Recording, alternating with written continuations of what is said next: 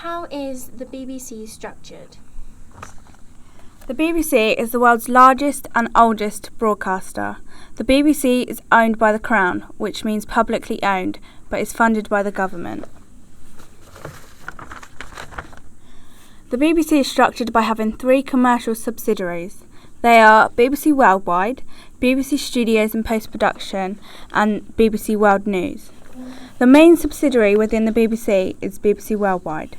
This is because it tries to increase the profits on the BBC service mission by commercialising and showcasing content of the BBC around the world. The countries showing are Asia, Central Eastern Europe, Middle East and Africa, Latin America and Western Europe. It does this to try to get investors from all around the world, which means the more the investors, the bigger the company will get. The BBC Studios and Post-Production. There are many studios all over the UK from the BBC, including Bristol, Cardiff, Glasgow and Belfast. In Bristol, there is one called Elstree. Elstree Studios is one of the most popular from the BBC due to the fact of the filming of EastEnders. This is one of the prime time favourites and also is one of the main top 5 for the viewership. London headquarters of the BBC television started from 1960 to the current day, however has recently been sold to property developers for £200 million. The BBC is also run by the Royal Charter, which runs out in 2016. The BBC Trust is responsible for looking after the interests of the licence payers and run by the public. The Trust establishes protocols and policies and guidance which governs the Trust. The Executive Board of the BBC, chaired by the Chief Executive, oversees the day-to-day operations of the corporation. How is the BBC funded? The government gives bursaries for projects such as Doctor Who. Due to it being running for such a long time, they invest more money due to having a big revenue from the outcome, such as selling other products. Also, the TV licence. That is a major factor due to it being all from taxpayers. Other factors is selling overseas. Due to BBC being a multinational company, it sells programmes and broadcasts overseas to gain more money, like The Royal Wedding, which was in 2012, and then Doctor Who, which is sold over to America. The revenue of the BBC is £5,086 billion. The headline profits of last year was £155 million and rose by 1% to this year is £156 million. The headline sales of last year was £1,085 million and rose by 3%. Is the BBC truly competitive given the funding? Is there still a place for a public service broadcaster in today's competitive digital era? If the BBC wasn't a success, it would still be able to air because of the funding by the government. What are the concerns of the BBC? Due to the success of BBC, today in 2013, the government has quite a large role within the BBC still.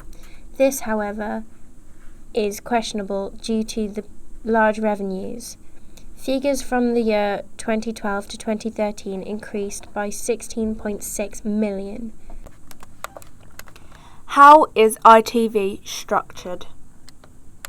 The institution started broadcasting in 1955 on Channel 3 as an independent company in the London region.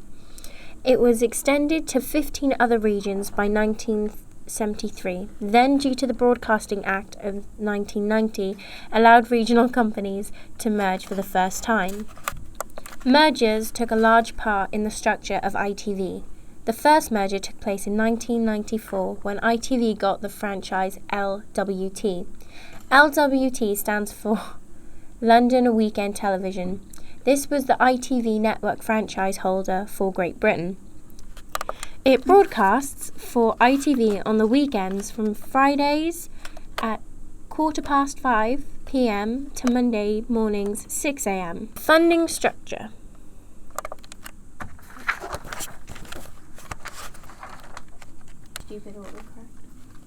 ITV is funded from advertising and sponsorship. This is due to it being an independent company. The company was put in place to a competition from BBC, which was set up under the Independent Television Authority, ITA. It is primarily from selling of airtime for adverts. For example, for a slot on the X Factor final of 2013, ITV have made a 30-second slot to 200,000 this year, which is drastically different from 2012, where it was at a rate of 110,000 to 120,000 for 30-second slots. These prime time shows create impressive revenue and create real profits and completion from the BBC due to all the funding being sourced themselves and from the tax. The pros of ITV. Its subsidiary structure with ITV. For the BBC. No licence fees of ITV. It doesn't have the safety net of the government due to it being an independent company.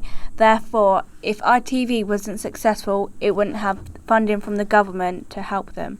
Due to ITV being an independent company, there would be no biased answers. Comparisons. National concerns. ITV's primary concern for the nation is market shares. This is due to it being an independent company. They really need sponsorship due to its primary source.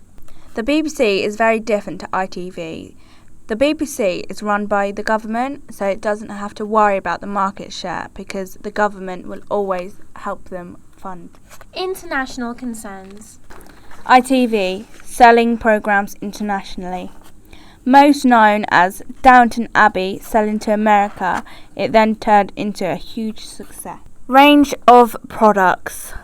As you can see on this slide, it shows you how many people per day watches ITV and BBC. This slide shows top shows within the BBC and ITV, as well as the viewership of who has seen them.